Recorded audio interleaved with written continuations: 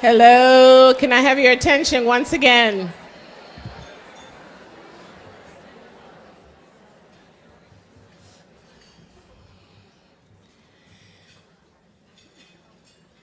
Can you believe with all the lists that we made so diligently that we forgot the name of very important past president, Serena Rattazzi? So I want to redress that situation right now.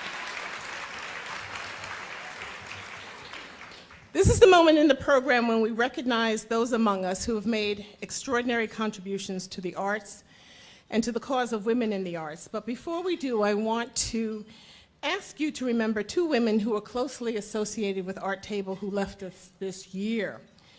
None of us will ever forget the presence of Kitty Carlisle Hart.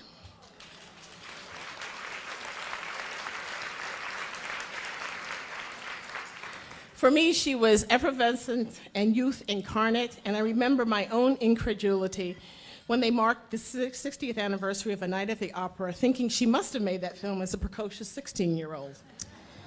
She not only charmed us in the movies, the stage, and television, but also rocked the halls of state government when she ably served as the chair of the New York State Council on the Arts. Many of us in this room were able to enjoy her post-council career, where in venues such as Feinstein's at the Regency, she would regale us with songs and memories of her friends and sing some of their songs: Gershwin, Porter, Berlin, Rodgers and Hammerstein, and her beloved husband, Moss Hart. We also remember Marcia Tucker, exemplary curator and innovative museum director.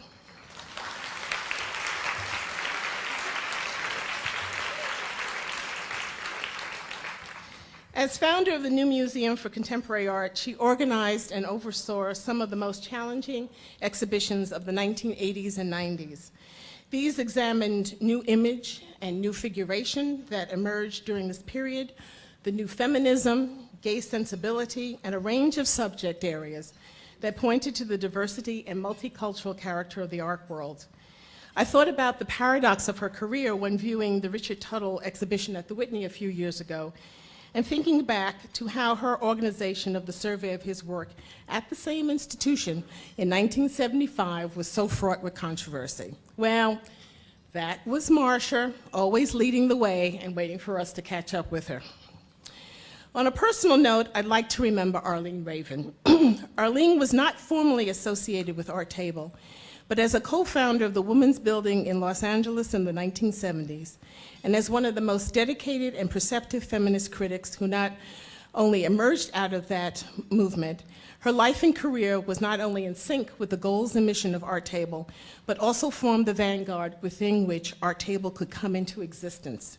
She was a classmate of mine, a colleague, and a dear friend, and I'm pleased that her longtime partner, the sculptor, Nancy Grossman, is with us this afternoon. So let's take a minute and applaud the lives of these three women.